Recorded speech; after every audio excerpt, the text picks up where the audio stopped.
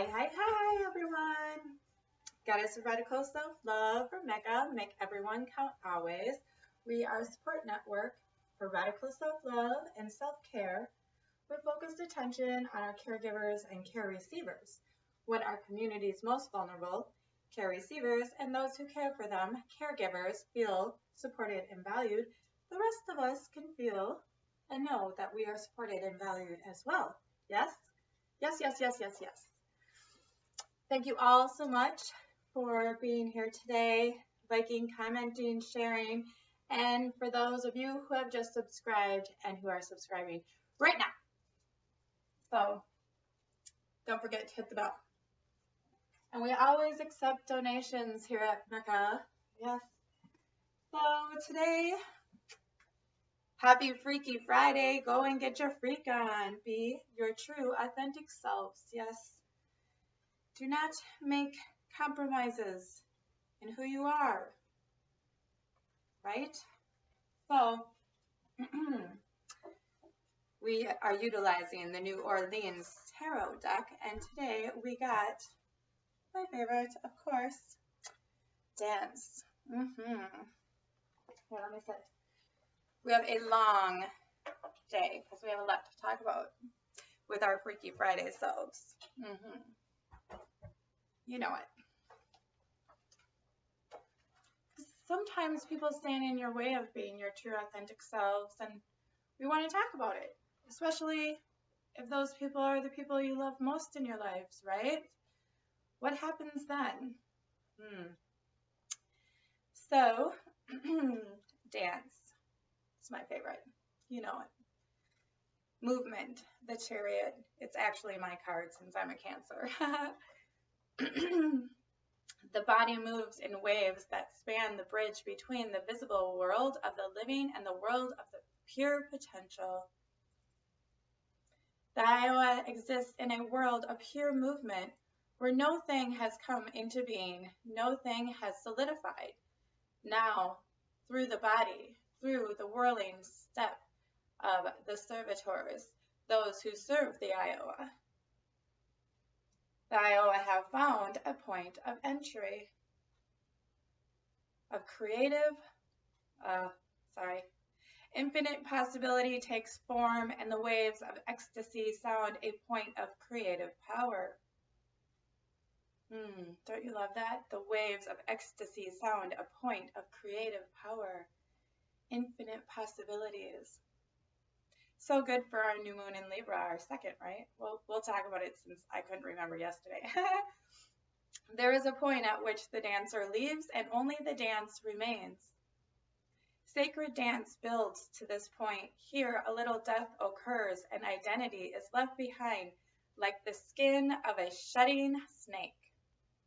Goes perfect with the snake that never sheds, don't you think? Yeah, my memoir, for those of you who don't know. Coming soon, in the next 40 or 72 hours, yes. Countdown begins. Oh, I should do a countdown. Yeah, on Facebook. Rider and the vehicle become one in movement. Dance is the movement. The vehicle is the dancer. The rider is the Iowa, which I feel often in my dance. The aspect depicted in this card is that of Honesis, initiates who can manifest the Iowa.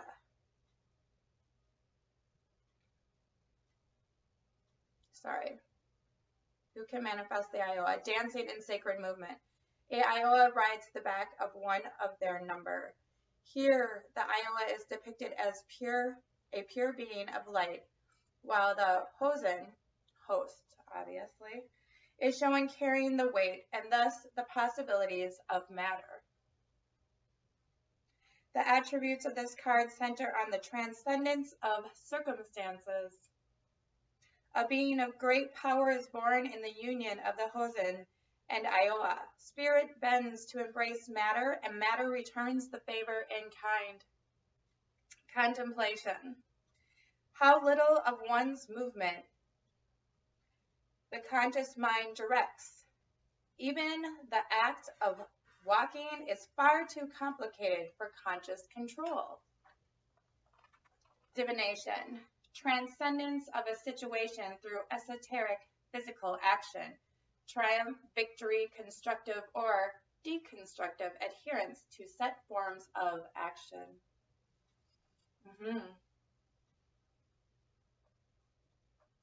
All right, sound.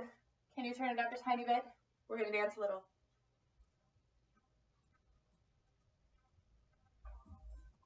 It's so awesome having the conscious queen with me.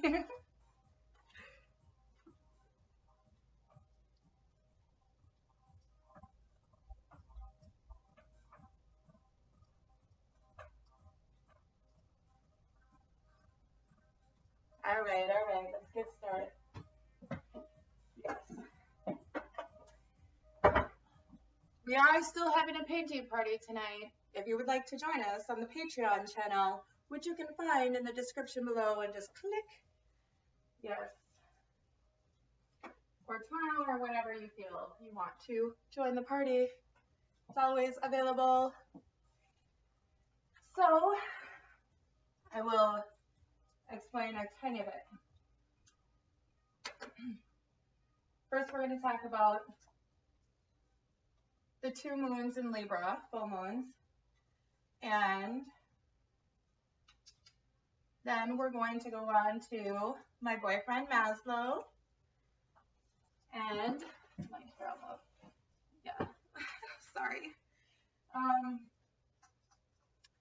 Then we're going to go into our talk on sex. Yes, Freaky Friday is actually going to be freaky today. It's not freaky, sex isn't freaky. It's just a normal part of life, right? But we're actually going to talk about the Tantra, which Tantra is energy. Yes, as a metaphysicist, we talk about energy all the time because that's all this is. Everything has energy. And then we're going to go onto the Patreon to do my flowers for the magician that all have special meanings. Each flower brings a special meaning to our masterpiece of manifestation with the magician. So, gotta grab my water.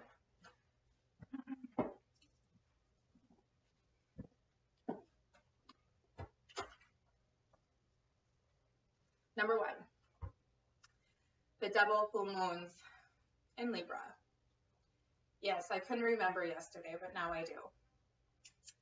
So, the first full moon in Libra in Aries came at the 0 point. We did a huge meditation on it, which is amazing because you can use it all the time. We have 0 points all the time, every single day. In between your inhale and exhale, there's always a 0 point. What was and what will be, correct? The first Libra full moon in Aries was about us constructing the life that we want with our goals, dreams, passions, and desires, right? And now the second, which is pretty awesome because now we're rolling into Taurus. So we know what we want, right? And when we're working with Libra, the scales are balanced, right? Karma and whatnot.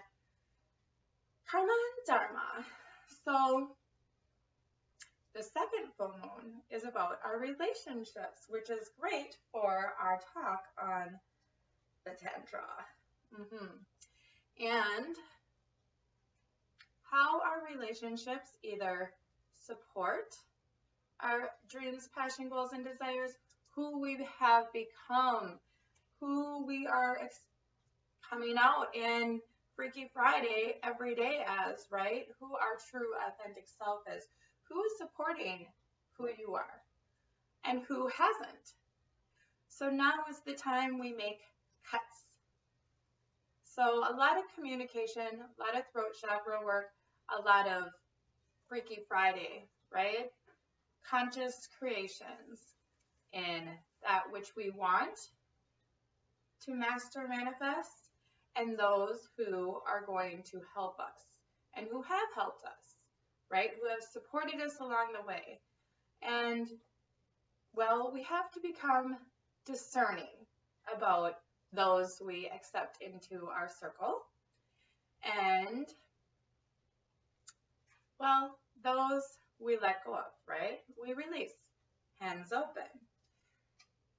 We can definitely just the ones away that haven't been supportive of our actions to manifest the life we want. This is the time that might happen. Your relationships might change a bit. This is a very extraordinary full moon. These two moons in the same Libra sign. This is not typical. So I'm thinking, I think it's a blue moon, and I think the last one we had was not this last January, but the January prior to that in 2018. But I didn't look it up, so I don't know for sure. So the vats of water that I'm using are magical moon manifestation waters that you can email me for, right, at the Goddess of Radical Self-Love. Is it at Gmail? Right? The Goddess of Radical Self-Love at Gmail? No? I'll tell you in a second. I'll just put it in the description below. So these waters that I have charged with meditations, crystals, and two full moonies. Two full moonies. Yes. Huh? Goddess of Radical Self-Love at MECA net. It's pretty long, but I'll put it in the description. Yeah, I have so many emails that I can't keep track of them. That's what the Conscious Queen is for. She's half my burden. So, with these charged waters, we can constantly recharge our souls into remembering and master manifesting the things that we want in our lives. So it's a good thing to use, especially when you're in a angst, when things seem to be stagnant or negative, so you can release and clear what's around you that isn't working. It could just be your energy, yourself. It's good to use after you've cleaned, and definitely if you had any type of, well, release of partners, relationships, friendships, co-workers, contract breakups, use it after and use it before to manifest those things that you want, right? So going into meditation, use it prior to that. These are charged waters from an extraordinary time in our lives. So they will assist you along your way, along your path. Yes? Yes. So, let's go on to my boyfriend.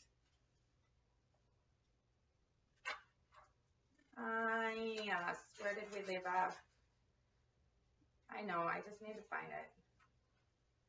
I know. I think it was right here.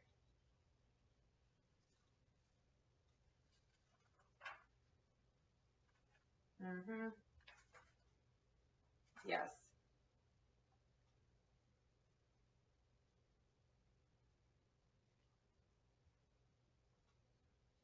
Yep, the holes must be filled. The holes must be filled. Oh my gosh, that would be an awesome shirt, I think. Don't steal my shit. No, I'm going to use Teespring so I can put some of these into, yeah, Manifestation 3D for you guys to wear proudly. Your holes need to be filled.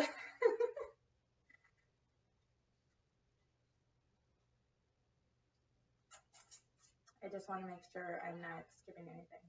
Yes. Ready? So, psychotherapy. The pressure toward help makes therapy possible. It is an absolute sine qua non. Wait a second. I know I read this. Oh, that's, I think I read this because, or I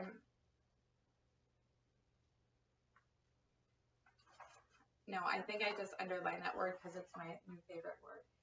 Yeah, synchronon. Sorry, I just got a little excited because I saw it again. Synchronon, absolutely necessary. Yes.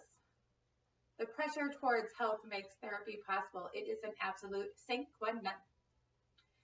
If there were no such trend, therapy would be inexplicable. Inexplicable? Yeah, I know. I know. Can't talk all the time. To the extent that it goes beyond the building of defenses against pain and anxiety. Right? So,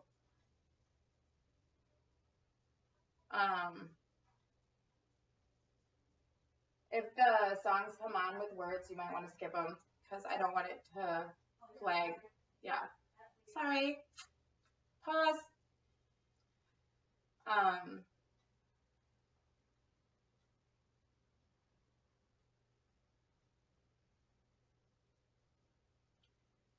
So psychotherapy, he's saying is a pressure towards health, right? And really, it should be your own pressure to get healthy, not others. So that's where radical self-love comes in, because now you do not care what the outside world is saying about your health. You're wanting it for yourself. And when you are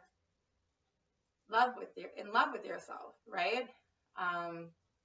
You have that pure, unconditional love and support for yourself. Others may take notice,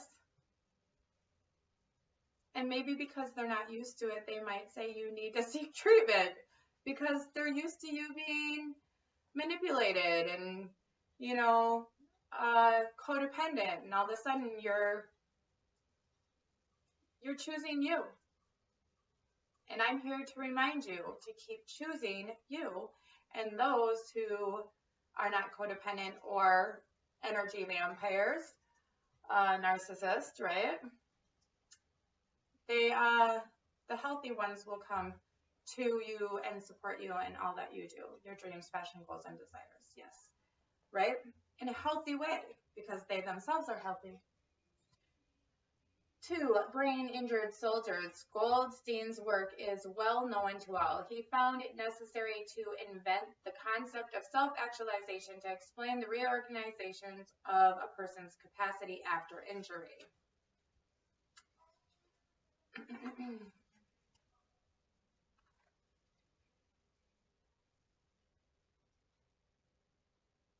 Three, psychoanalysis. Some analysts, notably Fromm and Horney, have found it impossible to understand even neurosis unless one postulates that they are a distorted version of an impulse towards growth, towards perfection of development, towards the fulfillment of one's person's possibilities.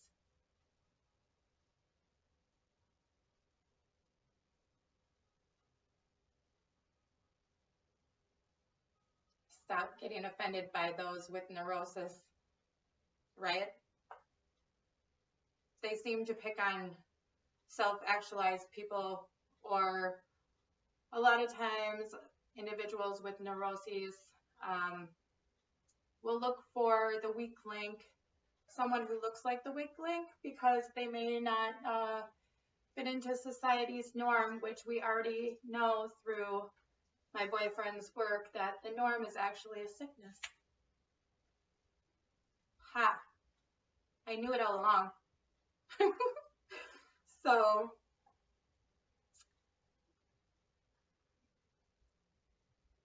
creativeness. Much light is being thrown on the general subject of creativeness by the study of healthy, growing people, especially when contrasted with sick people. Especially does the theory of art and art education call for a concept of growth and spontaneity. Obviously, it does, because it's Freaky Friday, and this is Self-Actualization Day. This is how we self-actualize, by being conscious creators. That's right. We put our stamp, our watermark on everything we do. It has a little, me, with the divine creation. We are gods and goddesses of whatever we birth. 5. Child psychology. Observation of children shows more and more clearly that healthy children enjoy growing and moving forward, gaining new skills, capacities, and powers. Yeah, they want to learn. That's why I think I'm kind of like a kid because I kind of am like that. I always want to move forward and gain new skills and capacities and powers, right? We all should. Like, the stagnant energy is like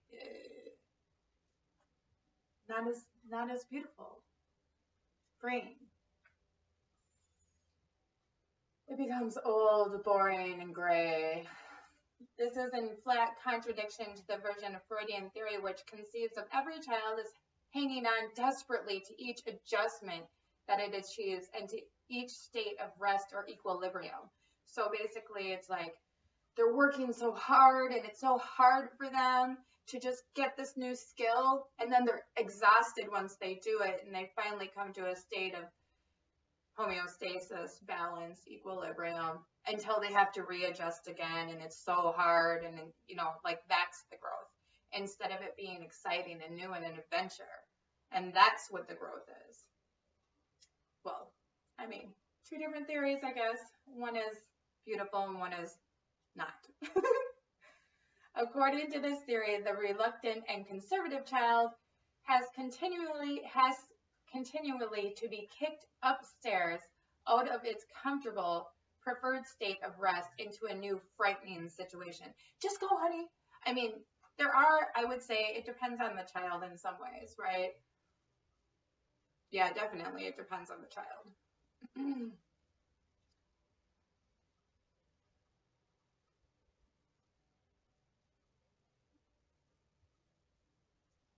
Sorry, I'm again reading my stuff. While this Freudian conception is continually confirmed by clinicians as largely true for insecure and frightened children, and while it is partially true for all human beings, I would say insecure and frightened children, I would say more about children who maybe are coddled, right? Always like on their mommy's teeth.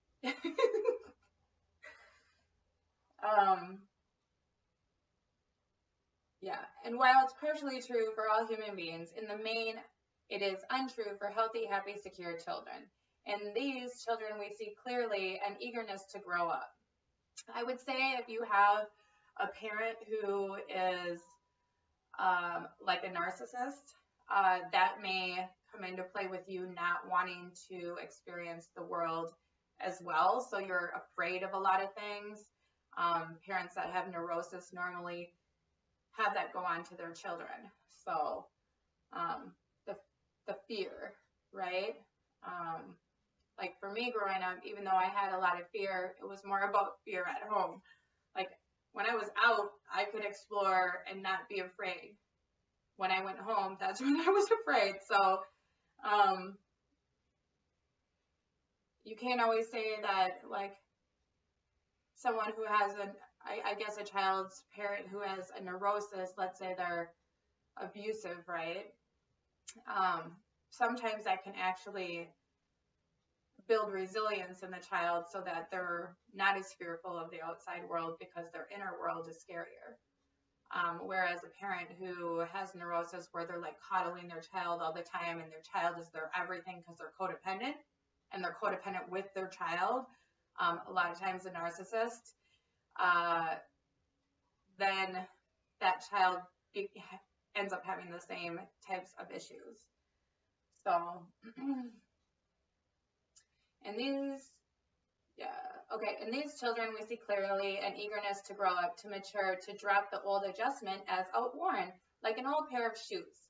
We see in them with special clarity not only the eagerness for the new skill, but also the most obvious delight in repeatedly enjoying it. The so-called funk Tussin slut. Funk? I just swore accidentally. Funktussin slut. That's hilarious. Of Carl Bueller. So I guess that's called the eagerness for a new skill, but also the most obvious delight in repeatedly enjoying it is called Funktussin slut. That's a shirt. Don't steal my ideas. They're for you guys. I'm going to make them for you guys. I'll make them super cheap too. It will be awesome. Funktussin slut. So funny. I love it. So, for the writers in these various groups, notably from Hornig, Young, Bueller, Rogers, Alport, whatever.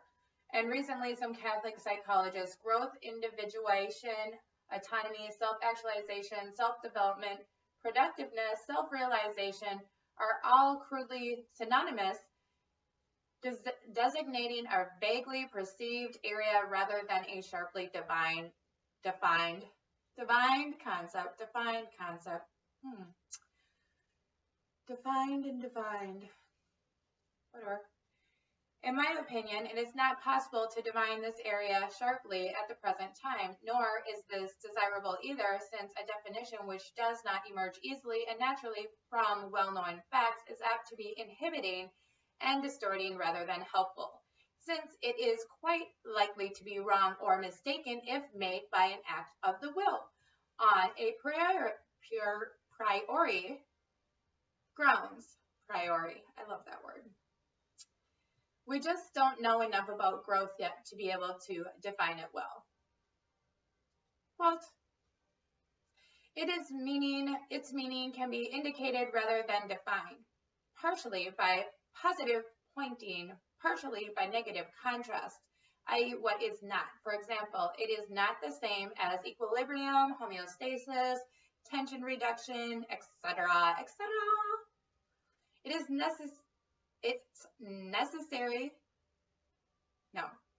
Its necessity has presented itself to its proponents partially because of dissatisfaction.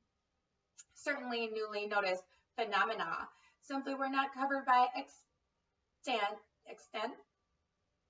I don't know what's wrong with me today, for real. Extant theories.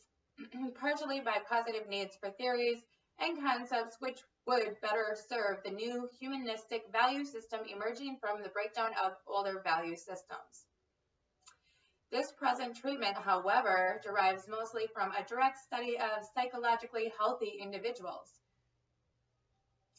This was undertaken not only for reasons of intrinsic and personal interest, but also to supply a firmer foundation for the theory of therapy, of pathology, and therefore of values. The true goals of education, of family training, of psychotherapy, of self-development, it seems to me, can be discovered only by such a direct attack. The end product of growth teaches us much about the process of growth. So, we're going to take a healthy individual, like not normal, healthy. There's a difference. So, and then we're going to follow and trace that back, right? Instead of a individual who has, let's say, neuroses, right? So that's who we normally study, our sick individuals. Physically, mentally, right? We're not normally in the studying of superior, unless it's like you say genius, IQ or something, but that's not always, that doesn't always lead to like healthy. So,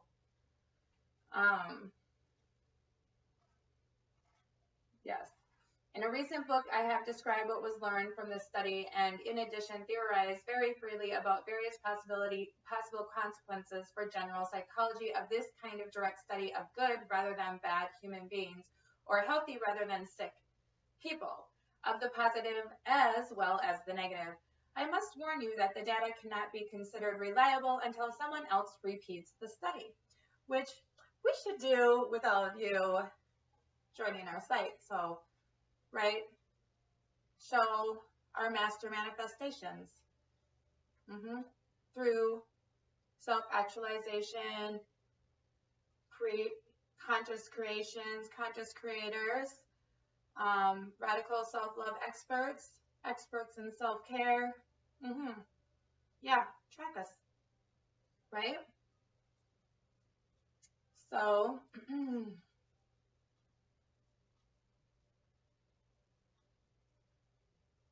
fine.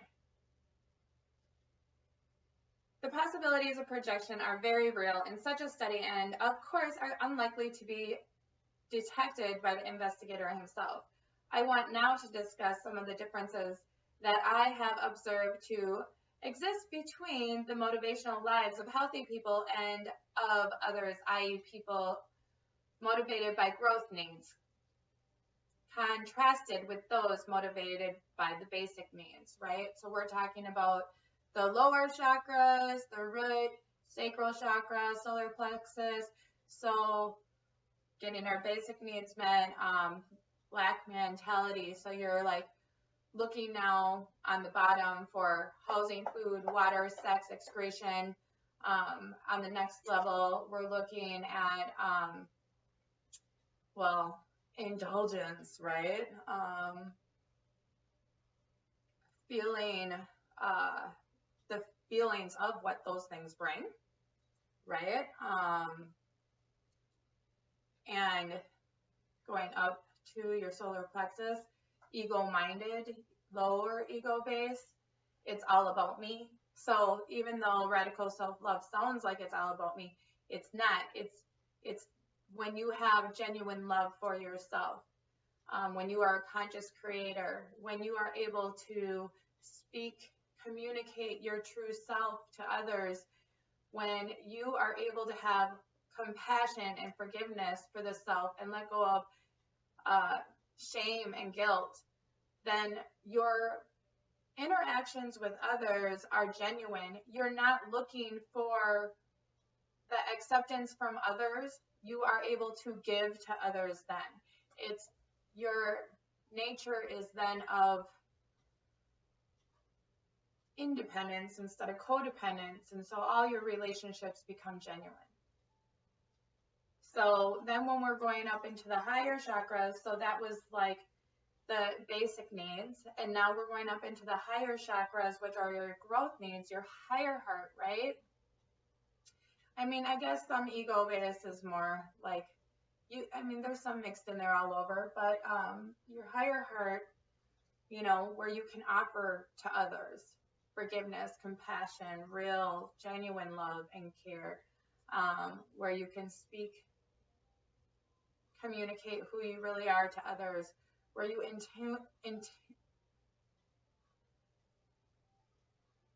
where I know it's right there on my tongue. Intuition, your intuition, you are able to know without having others it's always good to commune with others and understand where they're coming from, but you know the answers intuitively. And then finally, you understand your relationship to everyone else, oneness, divinity. You are able to use your gifts and talents to help and assist others, right? So we want to compare those two, right? What does that look like? So far as motivation status is concerned, healthy people have sufficiently gratified their basic needs for safety, belongingness, love, respect, and self-esteem, so that they are motivated primarily by trends to self-actualize. Be who you really are without the need for others' acceptance or approval. Defined as ongoing actualization of potentialities, right? What are your dreams, goals, and desires, and what are you willing to do to get that, to go after those capacities and talents as fulfillment of mission or call, fate, destiny, or vocation. as a fuller knowledge of and acceptance of the person's own intrinsic nature as an unceasing trend towards unity, integration, or synergy within the person. Yeah? You're no longer fighting with yourself to, I should do this. I should be doing that. I should have said this. I should have said that, right? Because you're able to speak freely, work freely, do what's in your heart. Self-actualized. Much to be preferred to this generalized definition would be a descriptive and operational one, which I have already published. These healthy people are there defined by describing their clinically observable characteristics. These are, I'm just going to go down the 10 of these and then, or 13, and then we're going to stop. Are we? No, we're going to go to the next page. Just kidding. Much to be preferred. Yeah, these are superior perception of reality, your reality, increased acceptance of self, of others, and of nature, increased spontaneity, increase in problem centering, increased detachment and desire for privacy, right? Increased detachment and desire for privacy. Like, you don't have to put all your shit on Facebook. Just saying. Like, don't you think it's weird a little? All the pictures or all the stuff? I know I used to be there, so I know what I was looking for back then. Yeah, you can go through them. It's kind of embarrassing. So, I'm not embarrassed. I have no shame or guilt. So, increased autonomy and resistance to enculturization, right? Enculturization meaning you don't have to be like the rest of the zoo animals. Like, you don't have to follow the line, follow the leader. You don't have to line dance if you don't want to. Greater freshness of appreciation and richness of emotional reaction, higher frequency of peak experiences. Peak experiences like magical moments, right? Like all of a sudden you're in a pause and just going, wow, this is so beautiful. This is so amazing. This is just the shit, right? I can't believe I'm sitting here right now. Yep, it happens all the time. Increased identification with the human species, right? I can walk in your shoes. I can relate. I can understand. I can empathize.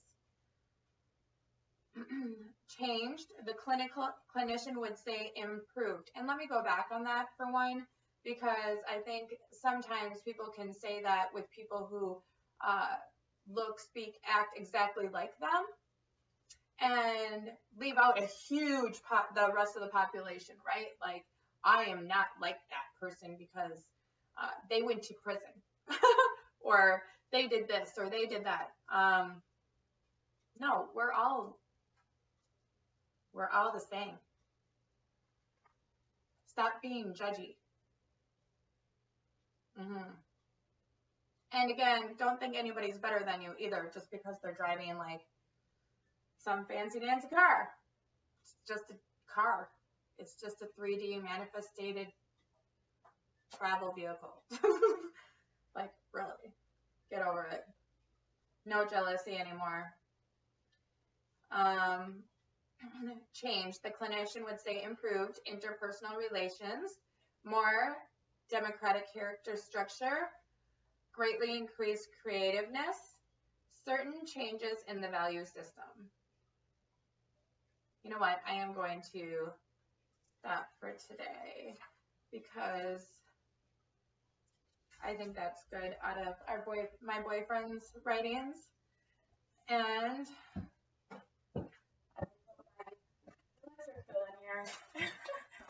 keep it safe. It's so funny. Because I know you guys really want to move on to the Tantra. So, I have had quite a few individuals seeking my guidance for intimacy. Yes. It's a very favorite subject of mine.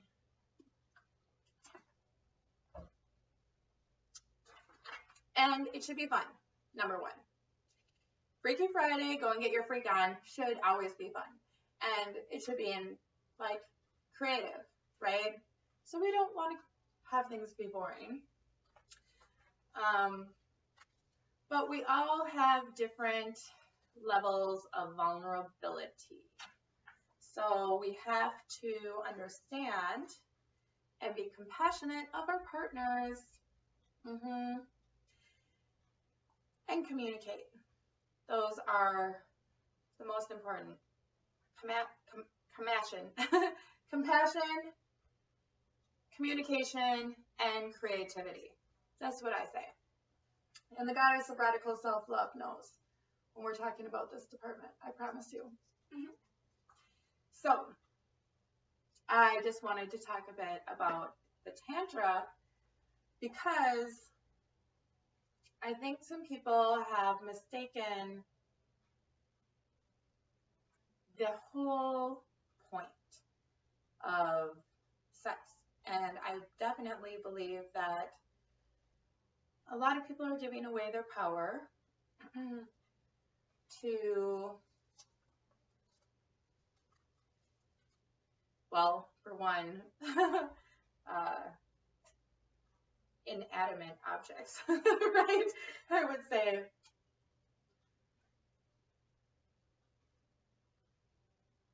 You can find it so easily and it's so convenient to, you know, have relations with your computer. But what are you giving up, right? You're expending a lot of your energy in that release. So, I mean, I'm not against masturbation by any means, but if we follow this, we can still use the Tantra outline as a way to understand how we can use our Kundalini to reach higher knowledge and wisdom. If we, even alone, you do not have to have a partner to do this, and I will leave the description. I think this is going to be too long to do. I'll just leave it up to like week 5, and I put it into weeks, or week 6. I put it into weeks because for some people they have to go much slower. If you're ready to take it in one night like this, then you can do that. It's up to you. So, Tantra, intimacy, right? It's about intimacy. It's not just about a release. Again, that's not sexy. To me. Anyway. I mean, that's like, can take a couple minutes just to release. So, that's not even the big deal. If you dissipate your energy in orgasm, you lose it, right? If you conserve it, you gain strength and knowledge. Direct energy up the spine into the head or the crown chakra and out, and you will get illuminated, right? So you will get clear understandings of the universe and ascend. And you can have ascension together with your partner or partners, right? Sex is fundamental to our human existence. This will be on our website too. Sex is fundamental to our human existence and is a pinnacle of our soul contract between our partners. It is our absolute oneness, right? Joining our temples. Be very careful about who goes into your temple because their karma comes along with them. Let's put the guards up. 1 guard, 2 guard. Utilizing your 5 senses, right? So I say week 1, but like I said, you can do this in a day. Step 1 is silently sit for 5 minutes or more, knees to knees, either in chairs or on the floor, cross-legged. Obviously, you can make any adaptations to this depending on your physicality. If you can't sit cross-legged, lay down, or sit with your legs out, or sit in a chair. If you have mobility issues or physicality issues, you already know what's going to be easiest for you. So I don't have to explain every step of the way. You'll know better. So knees to knees, in chairs or on the floor, cross-legged, gazing into your partner's eyes. You can do this with anybody, this part, to understand them better too, where you're just knee to knee and looking into each other's eyes silently, deep within their eyes. You'll find the universe in there, I promise. Look and look and look into your partner's eyes with complete concentration without touching. Soon you will go into trance, automatic meditation, communion with your partner and the divine, or whoever you choose to communicate and relate to in this way. Partner belly breathing, so that one breathes in for a count of 4, while the other breathes out for a count of 4, and all pauses, the in-between breaths, are a count of 4. And I know most Tantra teachers teach to have united unison breathing, so you're both breathing in together and breathing out together, but I like breathing in each other's breath better. Yeah, and then sharing the pauses through life, in between one, in between the past, in between the future. Yeah, share the pauses of life. Sorry. Week 2, silently sit. So you can do this every day throughout the week for 5 minutes, right? And if you do it in the 6-week program, your energy will grow and grow and grow. So yeah, on the 6th week, it would be pretty amazing, right? And your relationship will definitely grow and grow and grow. But you can do this with yourself, even in a mirror.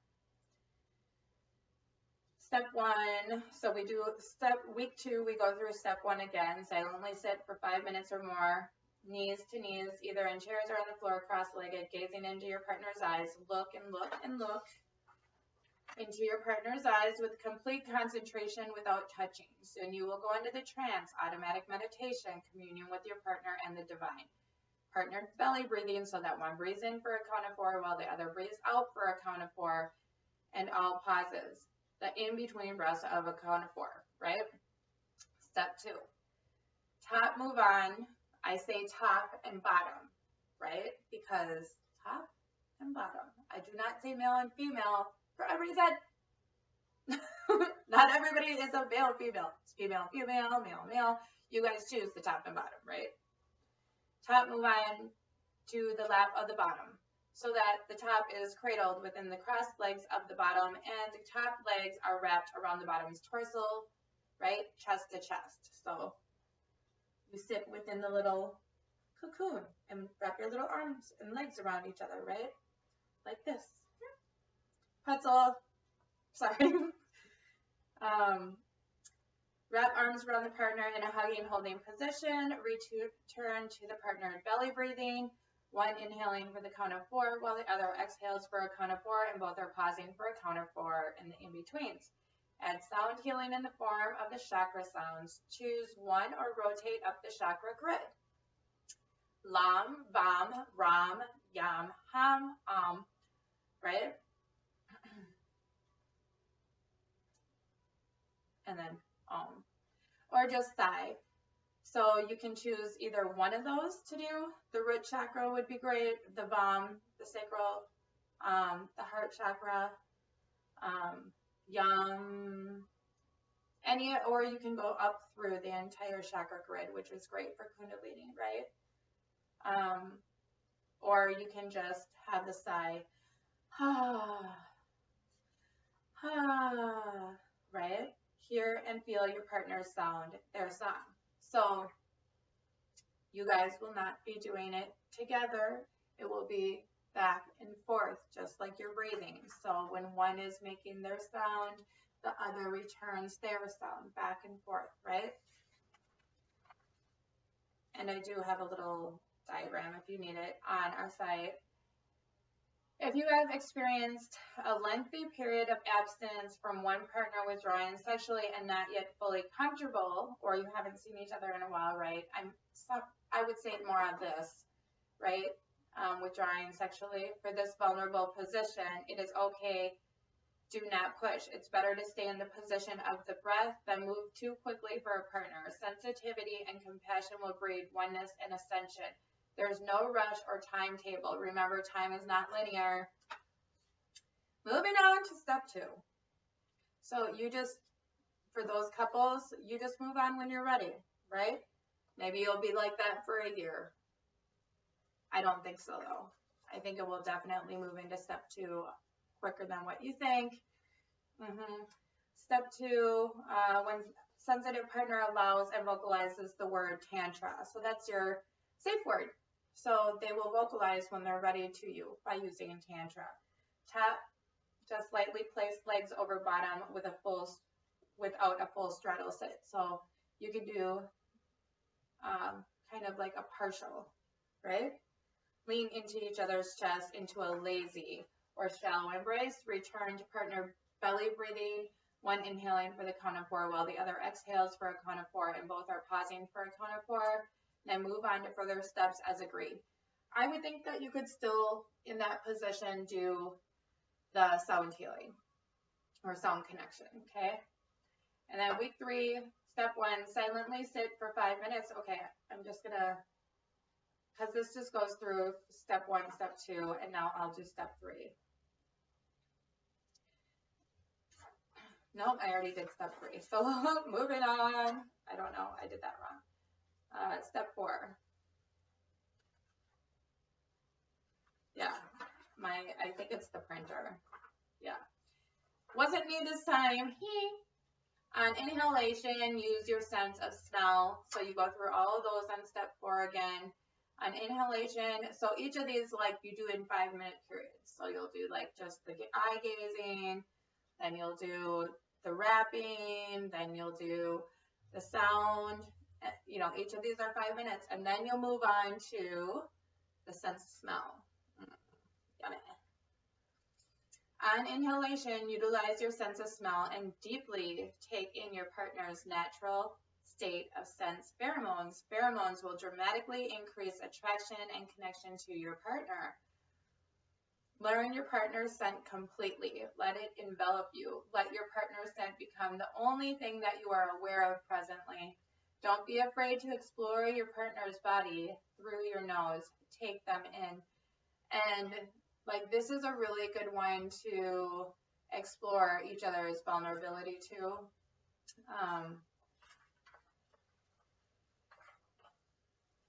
Never think something's weird, right? I mean, I'm just going to say, in my past relationship, kind of chastised for where I wanted to explore, what I wanted to explore sexually. So we never want to be like, ew, why do you want to do that?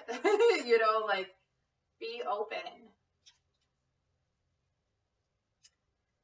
Step 4, or week 4, I think we just, yeah, this again. I think I actually numbered them wrong. That's why it's like this. So moving on to step 5, right? Or week 5. So we'll do all those all over again. So now we're up to like 20 minutes when we start step 5. Yeah, this is not just a little, we're going to get, you know, have some real time to bond. For a practice period of 5 minutes, close your eyes and see through your sense of touch, your hands, and create soothing circles, petting. I love petting. Wow. As you are engulfed in the arms of your partner, don't be afraid to explore where you are drawn to feel and heal. Yeah, you can, this is healing your partner as well. On another, right? show them like you love every part of their being. So close your eyes and see through your sense of touch. Be like, a feeling like, you know how when somebody is blind and they like feel your face, to feel how it's shaped, like taking that in over the entire body, right? Create soothing circles, petting as you are engulfed in the arms of your partner. Don't be afraid to explore where you are drawn to feel and heal on another. Be slow and compassionate and sensual. The back, the sides, the head, the hair, the neck, the legs, the feet, the face, the chest, everywhere. As if you are painting a picture and want to remember every inch, but can't utilize your eyes. Remember, through your touch, a song is being played on your partner's body through your hands.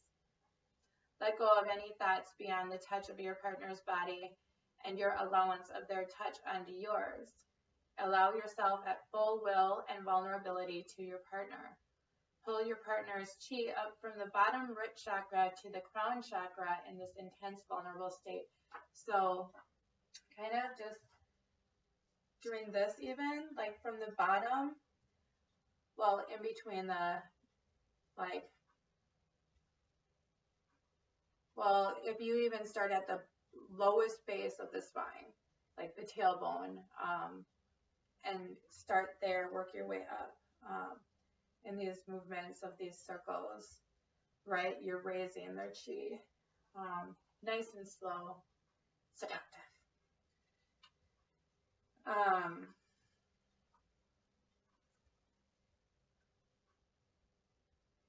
Sorry, got me all worked up. Yes. Pull your partner's chi up from the bottom root chakra to the crown chakra in this intense, vulnerable state. You can even do it both sides at the same time, like front and back, right? I'm like just thinking of all these things I want to do. I'm like, oh. Okay, sorry. I'll get back to business.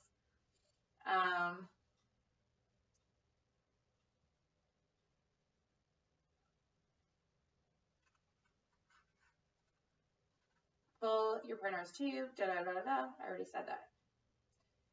Letting, with this chi rises.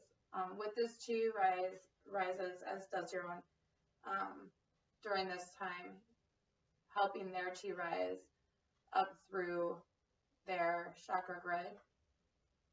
Their kundalini rising will help yours as well.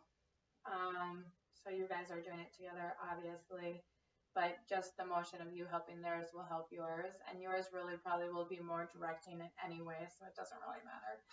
Painting circles, petting up and up. Wouldn't it be nice to actually be painting? Ooh, that would be fun. From the toes to the top of their head, slowly, essentially helping their chi kundalini arise and awaken. And then finally, step 6 or week 6. You guys should be taking notes if you're not going to go to the website and print this out. Oh, do it. Oh. So I don't know why I say week 7, because for the practice period of 5 minutes, close your eyes and see through a sense of taste. Yummy. And like I said, even with when I said body paint, you could be using foods for this as well. You could paint the body in week 6, you know, like when you're doing the touch, and then you can use the sense of taste with that afterwards. Or you don't really have to use food. You can just taste them, right? So taste, kiss, lick, and suck. Exploring your partner's bodies as if it were your favorite ice cream or sweet candy or whatever you just love to, you know, oral fixation. Take in their unique taste they are offering to you as you do the same. Do not be afraid to explore all areas. Again, utilize your mouth as you did your hands in the previous exercise. You may now want to taste other parts of their body out of the cross-legged hold. And now is a good time. You can probably open your eyes. Having that strong gaze constantly, right? Continue your partner belly breathing. Go back to the previous steps prior to final release position, if that's what you're going to do, is have a final release. But all the time in between, when we are exploring and our eyes are closed, make sure you go back to the hold, the eye contact hold, because that's really where the biggest bond is through the eyes. I know some of you may think it's different, but it isn't. All of these senses will help you achieve higher vibration and closer connection with your partner. And you can actually do a lot of these, like I said, even looking in the mirror with yourself. Like, you can get into those same, like, obviously you can't taste yourself, but I mean, I guess you could. But I would say, you know, it would be more about the gazing and the breathing. Yeah, so anyway, love you all for joining us, and I will be working on our painting party over at Patreon, so come and see me if you would like. And I'm so grateful you all came and you all stayed with me for a super long time. I hope I helped some of you in some ways on this beautiful Freaky Friday, and I hope you all can go and get your freak on. So yes, be your true actualized self and go and be conscious creators. So mwah, love you so much. See you on Monday. Ta-ta.